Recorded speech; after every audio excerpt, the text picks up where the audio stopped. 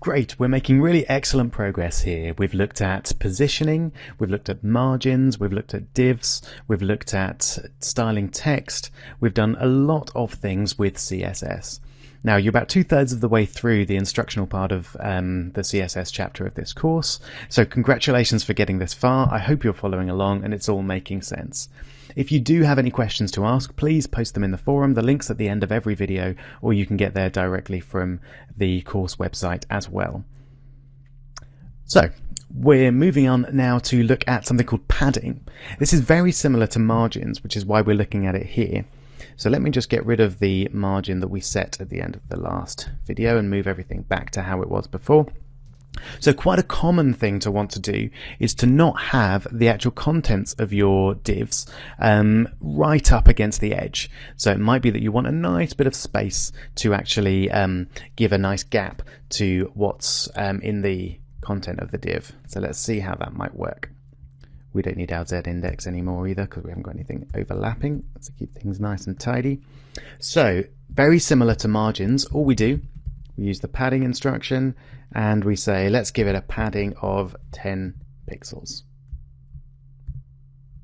There we go. So we've now got padding all the way around this text here. Now notice that we've got more padding at the top than we have in the on the left. So it looks like this is uneven. We'd expect to have 10 pixels of padding all the way around, but it doesn't look like that. Now why is that? This is because the P tag actually has some padding built in. So let's just have a look at that. If I get rid of that P tag there, and we'll just have the text, and then I refresh. Okay, that makes a little bit more sense. We've lost the formatting because we don't have that class anymore, but we have now just 10 pixels to the left and 10 pixels at the top. But that was a little bit, I cheated a little bit there by taking away the P tag. So how do we get that same effect with the P tag still in there? So let's get back to that. We've still got this big margin at the top. Well, what we're going to need to do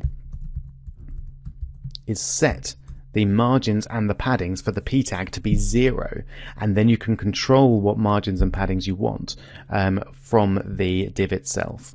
So let's just see how that works. We'll start by setting the padding to 0 all around. We don't need a pixels instruction when you have a padding of 0 because it's 0 whatever it is. You can put 0px, but it's unnecessary. You can just have padding is 0. So let's see how that changes things. It doesn't actually make any difference at all. So what we really want to do is change the margins of the P tag to 0. Fantastic. So that's now achieved what we've got. So the P tag has some default margins around it, which actually have the effect of moving everything down. Now this is, it's not a bad thing.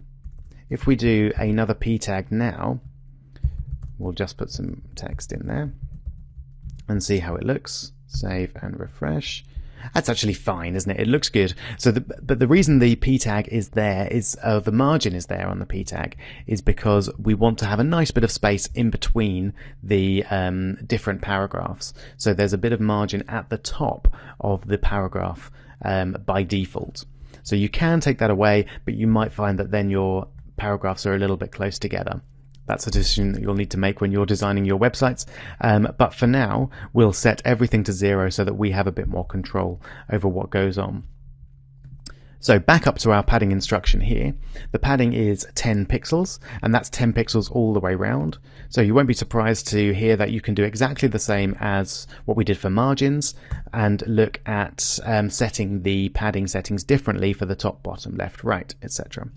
So if I change the padding to 10 pixels, 100 pixels, so what actually happens if we only set 2 of the padding instructions? Well, what actually happens is it will repeat those 2 instructions. So the top padding will be 10 pixels up here, the right padding will be 10 pixels, sorry, will be 100 pixels, and the bottom padding will be 10 pixels, and the left padding will be 100. So if you just set 2 of them, then it will automatically repeat those 2. Let's see how that looks. Okay, so we now have 10 pixels at the top and 10 pixels at the bottom. The bottom padding actually doesn't make any difference because our text doesn't go all the way down there anyway. And the left and right padding are both 100 pixels. Now, something to notice there, if I take away that 100 pixels, you'll notice that the div itself actually gets smaller. So this is something that can actually cause a lot of trouble when you're trying to design a website, but it's definitely something worth keeping in mind, that when you add padding to a div or any element, you're actually adding to the width and height of that element. So this padding instruction of 10 pixels means that we've got 10 pixels on the top, 10 pixels on the bottom, and on the left and right. That means that the width and height of this div is actually now 220 pixels, not 200 pixels. Even though we've got a statement there that the height is 200 pixels, that's 200 pixels without the padding. So it's important to remember that if you're trying to get things to line up and they have different levels of padding, you're going to need different widths and heights to have effectively them looking the same.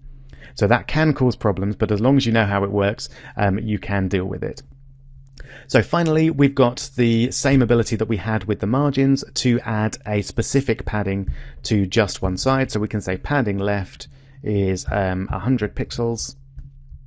See how that looks? So we've now lost the padding at the top, and we've just got 100 pixels worth of padding at the top. Oh, that was not entirely true. Sorry, you'll notice we've got a little bit of padding at the top. So that's the default div padding. So that's how you add padding to your divs to space everything out nicely and give everything a lot of room.